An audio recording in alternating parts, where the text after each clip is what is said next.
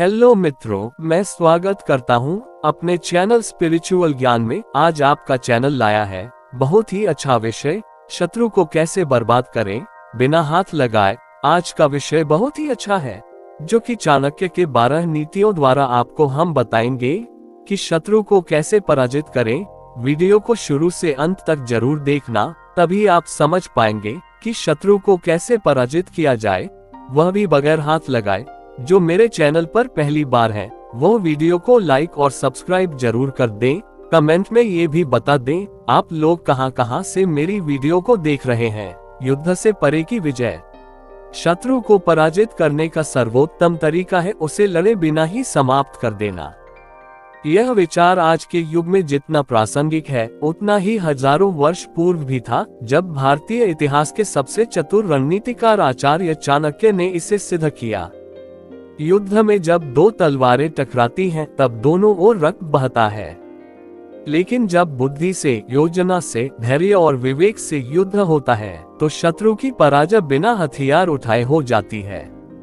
इस कला को चाणक्य ने न केवल सिद्धांत रूप में प्रस्तुत किया बल्कि उसे अपने जीवन में प्रयोग कर नंद वंश को नष्ट कर एक साधारण युवक चंद्रगुप्त मौर्य को सिंहासन तक पहुंचाया। यह कोई साधारण विजय नहीं थी, यह उस मन की जीत थी जिसने तलवार की धार से नहीं बल्कि सोच की धार से साम्राज्य रचा। 2. चाणक्य पुरुष नहीं, विचारधारा। आचार्य चाणक्य विष्णुगुप्त न केवल एक शिक्षक थे बल्कि वह भारत की पहली राजनीतिक थिंक टैंक के जनक भी माने जा सकते हैं। उनकी रचना चाणक्य नीति और अर्थशास्त्र नीतियों, राजनीति, कूटनीति, प्रशासन और युद्ध की अद्वितीय व्याख्या है। पर चाणक्य का वास्तविक चमत्कार है अदृश्य युद्ध। उन्होंने कोई तलवार नहीं चलाई, कोई सेना नहीं खड़ी की, न किसी युद्ध का शंखनाद किया। फिर भी उन्होंने सम्राटों को उखाड़ फेंका, और यह सब नीति, बुद्धि और रणनीति के बल पर किया। 3. अदृश्य युद्ध। आज के युग में इसकी उपयोगिता। आज जब संघर्ष का स्वरूप बदल गया है, जब कंपनीज आपस में प्रतिस्पर्धा करती हैं, जब राजनीतिज्ञ अपने विरोधियों को गिराने के लिए योजनाएं बनाते हैं, जब लोग ऑफिस राजनीति में फंसते हैं, तब चाणक्य की बिना लड़े विजय की नीतियां और भी अधिक प्रासंगिक हो जाती हैं। आज का युद्ध तलवारों का नहीं, दिमागों का है। आज की लड़ाई शब्दों की नहीं, चुप रहकर हर चाल पर दृष्टि रखने की है। आज की विजय किसी को गिराकर नहीं, उसकी चालों को पहले ही निष्क्रिय कर देने में है। 4. चाणक्य नीति। शत्रु को जड़ से समाप्त करने की विद्या। चाणक्य ये जानते थे कि शत्रु को केवल रणभूमि में हराना ही पर्याप्त नहीं होता। वह यदि जीवित है तो फिर से उठ खड़ा होगा। यदि उसकी जड़ें कहीं शेष हैं तो वह फिर से पनपेगा। इसलिए चाणक्य ने ऐसे उपाय बताए जिनके द्वारा शत्रु की जड़ों को खोदकर बाहर निकाला जाए, वह भी इस तरह कि उसे अपने नष्ट होने तक ये समझ ही ना आए कि वह कैसे बर्बाद हो गया। यही है शत्रु से बिना लड़े, बिना हाथ लगाए उसे बर्बाद करने की नीति। 5. रणनीति बनाम शक्ति। शक्ति से युद्ध जीता जा सकता है, पर रणनीति से साम्राज्य बनाए जाते हैं। शक्ति को हर कोई देखता है और उससे डरता है, पर रणनीति अदृश्य होती है और उसी की वजह से लोग हारते हैं बिना जाने कि वे कब हार गए। चाणक्य ने ये सिद्ध किया कि यदि किसी में सोचने की कला है, समझने की दृष्टि है और समय पर चुप रहने का धैर्य है, तो वह अपने शत्रु को ऐसी जगह मात दे सकता है जहां न कोई सेना पहुंचे, न तलवार। 6. शत्रु कौन होता है? शत्रु केवल कोई व्यक्ति नहीं होता। शत्रु वह तत्व होता है जो आपकी प्रगति रोकता है, आपकी छवि बिगाड़ता है, आपकी शक्तियों को डराता है, आपकी बुद्धि को भ्रमित करता है। यह कोई प्रतियोगी हो सकता है, कोई सहकर्मी, कोई रिश्ता, कोई विचार या स्वयं का अहंकार। चाणक्य का ये दर्शन इसीलिए भी अद्भुत है क्योंकि वे शत्रु को केवल बाहरी व्यक्ति नहीं मानते थे बल्कि भीतर छिपे हुए आंतरिक शत्रुओं को भी उतनी ही गंभीरता से लेते थे। इसलिए ये 12 नीतियां न केवल बाहरी शत्रु से रक्षा करेगी बल्कि आपकी आत्मा को भी निखारेंगी। 7. बिना लड़े विजय कैसे संभव है? ये प्रश्न बार बार उठता है, क्या वाकई बिना लड़े भी किसी को हराया जा सकता है? उत्तर है हाँ। चाणक्य ने बताया कि यदि आप शत्रु की सोच को पढ़ना सीख जाएं, उसके भविष्य के कदमों को पहले ही पहचान जाएं, उसके भ्रम को उसकी कमजोरी बना दें, तो वह अपने ही जाल में उलझ जाएगा। आपको कुछ करना नहीं होगा, वो स्वयं अपने ही विचारों में बर्बाद हो जाएगा। 8. इन 12 नीतियों की आवश्यकता क्यों? इन नीतियों की आवश्यकता इसलिए है क्योंकि आज का संसार तेज तलवार नहीं, तेज बुद्धि का है। कौन कब किसे गिरा देगा, किसकी छवि धूमिल कर देगा, किसका नाम डुबा देगा, ये सब अदृश्य युद्ध का हिस्सा है। चाणक्य की ये 12 नीतियां आपको ये सिखाएंगी कि कैसे अपने शत्रु को उसकी ही चाल में फंसाना है, कैसे स्वयं की छवि को बचाना है, कैसे चुप रहकर शत्रु को नष्ट करना है, और कैसे विजेता बनकर भी शांत रहना है। ये नीतियां आपको क्या देंगी? इन 12 नीतियों को पढ़ने के बाद आप किसी भी शत्रु की सोच को पढ़ने में सक्षम होंगे, बिना शोर किए उसे पराजित करने की योजना बना पाएंगे, अपने दिमाग को हथियार की तरह इस्तेमाल करना सीखेंगे, और सबसे बड़ी बात, आपका आत्मविश्वास ऐसा बन जाएगा कि शत्रु आपके नाम से ही डर जाएगा। जीवन में इन नीतियों का प्रयोग कहाँ कहाँ?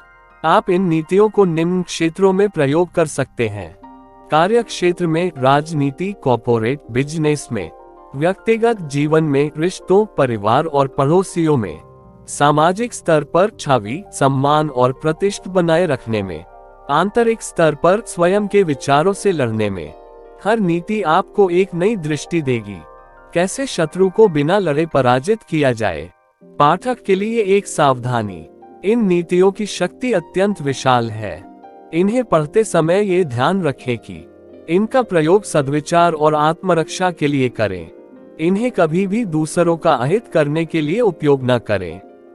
चाणक्य नीति का उद्देश्य लोक कल्याण है, कपट नहीं। यदि आपने इन नीतियों को हृदय में उतार लिया, तो आप उस योद्धा बन जाएंगे जो बिना तलवार के सम्राटों को झुका सकता है। 12. अब क्या आगे आएगा? अब आप तैयार हैं चाणक्य के इन गुप्त हथियारों को समझने के लिए? इन नीतियों में वह शक्ति है जो आपके शत्रु को आपकी परछाई से भी डराने लगेगी। यह नीतियां केवल ज्ञान नहीं, एक अदृश्य युद्ध का नक्शा है। शत्रु से बिना लड़े, बिना हाथ लगाए उसे बर्बाद करने की 12 अचूक नीतियां क्रमशः: 1. शत्रु के अहंकार को उसके विरुद्ध मोड़ दो। 2. उसकी योजनाओं को उजागर किए बिना निष्क्रिय करो। 3. उसकी छवि को चुपचाप नष्ट करो। 4. उसे भ्रम और शक के जाल में फंसाओ। 5. उसकी सबसे प्रिय चीज को असुरक्षित कर दो। 6. उसकी ताकत को उसके ही विरुद्ध प्रयोग करो। 7. उसके अपने लोगों में अविश्वास पैदा कर दो। 8. उसकी प्रतिष्ठा को मौन रहकर खंडित करो। 9. उसकी गति को नियंत्रित करके उसे थका दो। 10. उसकी आवश्यकताओं की पूर्ति बाधित करो। 11. उसे इतना शांत कर दो कि वह सुस्त हो जाए। अंत में उसे पराजय का आभास करवा दो बिना लड़े। नीति 1. शत्रु के अहंकार को उसके विरुद्ध मोड़ दो। अहंकार मनुष्य का सबसे बड़ा शत्रु होता है और शत्रु का अहंकार उसकी सबसे बड़ी कमजोरी। चाणक्य कहते हैं, शत्रु के विनाश के लिए उसके सबसे मजबूत लगने वाले भाव को ही उसका पतन बना दो। अहंकार वह तलवार है जो शत्रु अपने ही गले पर चला लेता है यदि तुम सही ढंग से उसे उकसाओ। चाणक्य की दृष्टि: आचार्य चाणक्य ने शत्रुओं के मनोविज्ञान को बहुत गहराई से समझा। उन्हें मालूम था जब कोई अपने बल, धन, पद या प्रसिद्धि पर घमंड करता है तो वह सोचता है कि वह जय है, और यही वह गलती करता है। चाणक्य कहते हैं, ग्रेटर देन, बलवान शत्रु को हथियार से नहीं, उसकी अहम की मूर्छा से हराओ। यह नीति कैसे काम करती है? शत्रु को महान महसूस कराओ, उसकी प्रशंसा करो, झूठी तारीफ करो, उसे लगने दो कि वह सर्वोच्च है, उसके निर्णयों की पुष्टि करो, जो भी वह योजना बनाए उसका समर्थन करो, लेकिन भीतर ही भीतर उसकी योजना की कमजोर कड़ी पकड़ो। उसे अपनी ही गलती पर उकसाओ, जब वह किसी पर विश्वास करे तो उसे और अधिक विश्वास दिलाओ ताकि वह धोखा खा जाए। अहंकार में वह विवेक खो देगा। वह दुश्मनों को नजरअंदाज करेगा, मित्रों को अपमानित करेगा और यह उसका अंत होगा। चाणक्य बनाम अमात्य राक्षस। अमात्य राक्षस नंद वंश का सबसे चतुर मंत्री था। चाणक्य ने कभी सीधे उससे नहीं लड़ा, बल्कि उन्होंने उसके भीतर के अहम को जानबूझकर छुआ। उसे भ्रमित किया कि वह सबसे चतुर है, उसकी हर योजना सफल है। और जैसे जैसे अमात्य अपने ही बुद्धि के अहंकार में डूबता गया, वह चाणक्य की अदृश्य चालों को समझ ही नहीं सका। वह चाणक्य की बिना शोर की नीतियों में फंस गया। वर्तमान में प्रयोग कैसे करें? ऑफिस में कोई ऐसा व्यक्ति जो अपने पद, नाम या सफलता पर घमंड करता हो, उसके साथ बहस मत करो। उसकी बातों में हाँ मिलाओ। उसकी योजना के भीतर चुपचाप उसकी कमजोरी खोजो। जब समय आए बस हल्का सा धक्का दो, वह अपने ही घमंड से गिर जाएगा। शत्रु के अहंकार को ही उसका दर्पण बना दो और जब वह उसमें देखे तो उसे उसका विनाश दिखाई दे। ये पहली नीति शत्रु को उसके भीतर से खत्म करती है। नीति 2, उसकी योजनाओं को उजागर किए बिना निष्क्रिय करो भूमिका। जब कोई शत्रु कोई योजना बना रहा हो तो उसका विरोध करने से अच्छा है कि उसकी योजना को ऐसे निष्क्रिय कर दो कि वह स्वयं ही रद्द हो जाए। चाणक्य कहते हैं, ग्रेटर देन, शत्रु के विचार को सोचने से पहले ही बुझा दो। यह नीति कैसे काम करती है? उसकी योजना की जानकारी निकालो।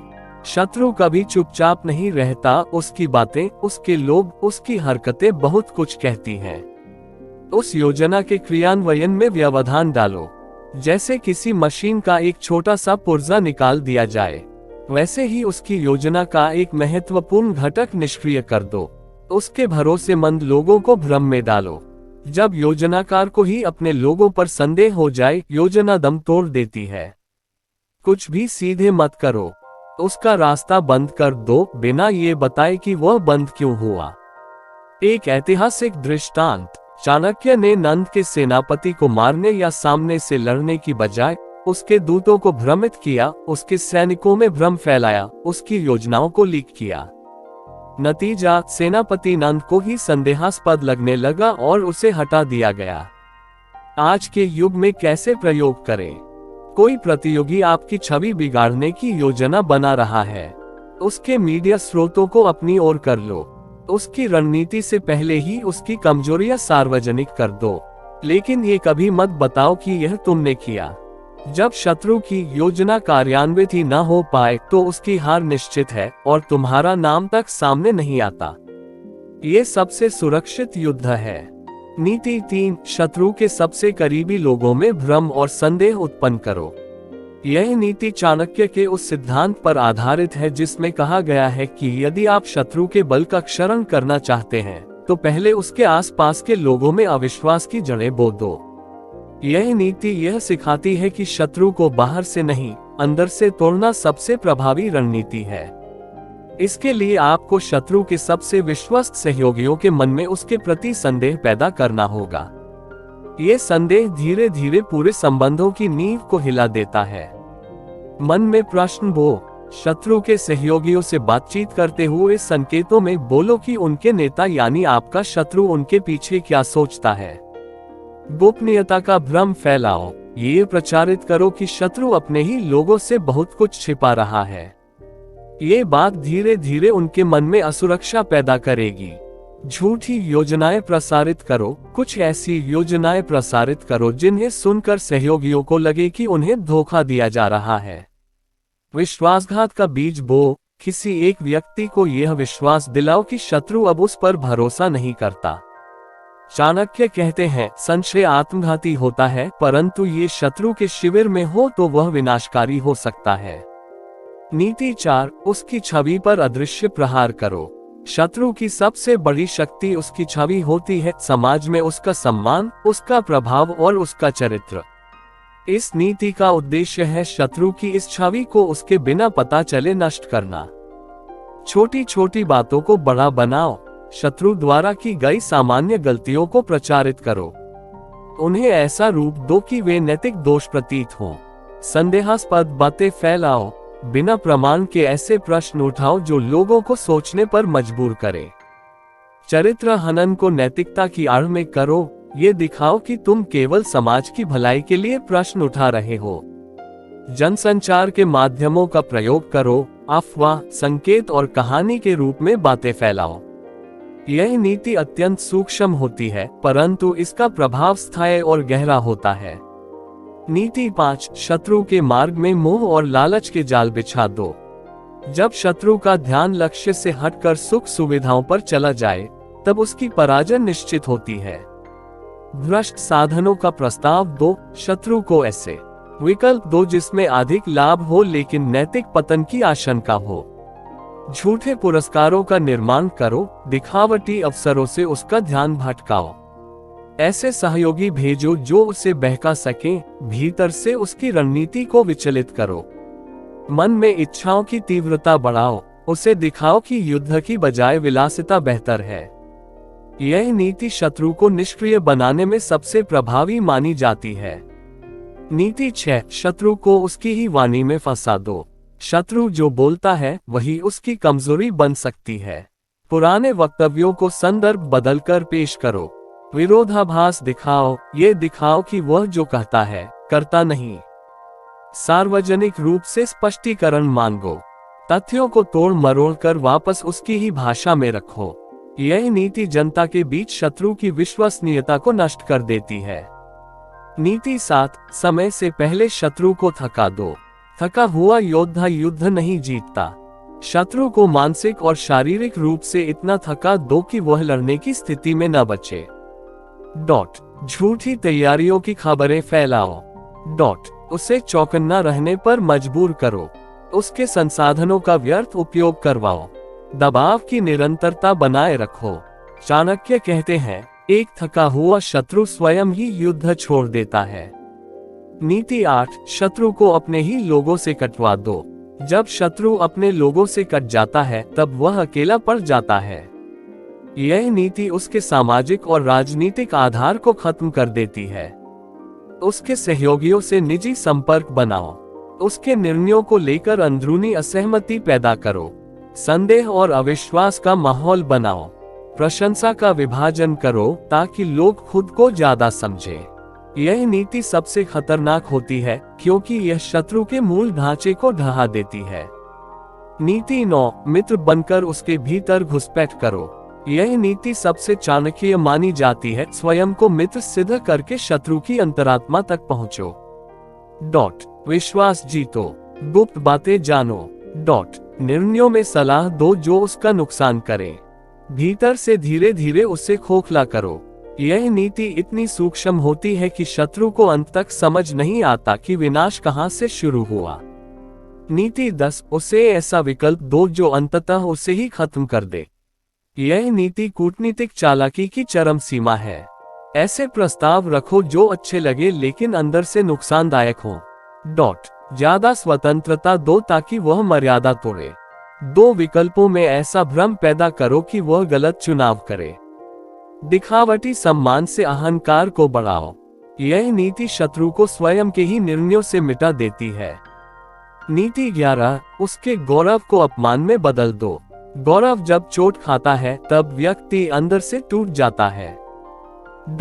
सार्वजनिक मंच पर उसकी आलोचना करो, उसके गुणों को सामान्य बताओ, उसके अनुयायियों के मन में हीनता भर दो। इतिहास का गलत विश्लेषण कर उसका अपमान करो। चाणक्य कहते हैं, गौरव खोने के बाद कोई योद्धा शत्रु नहीं बन सकता। नीति 12, शत्रु के भविष्य की नींव को खोखला कर दो। अंतिम और सबसे गहन नीति, शत्रु के भविष्य की संभावनाओं को समाप्त करना। उसके उत्तराधिकार को विवादित करो, उसकी योजनाओं के मार्ग में बाधाएं उत्पन्न करो, उसकी विरासत के प्रति जनमानस में उदासीनता फैलाओ। 4, भविष्य की पीढ़ियों को उसके विरुद्ध कर दो। यह नीति अंतिम प्रहार होती है। इससे शत्रु का नाम और प्रभाव स्थायी रूप से मिट जाता है। इन 12 नीतियों में चाणक्य नीति का सार छिपा है। शत्रु से बिना युद्ध किए, बिना शस्त्र उठाए, केवल नीति, बुद्धि, धैर्य और समय की शक्ति से उसे पराजित करना ही सच्चा कौशल है। उम्मीद करते हैं चाणक्य की 12 नीतियों को पसंद आई होगी। अगर पसंद आए हैं तो आप अपने जीवन में इसी प्रकार उतारिए और आगे बढ़ते रहिए।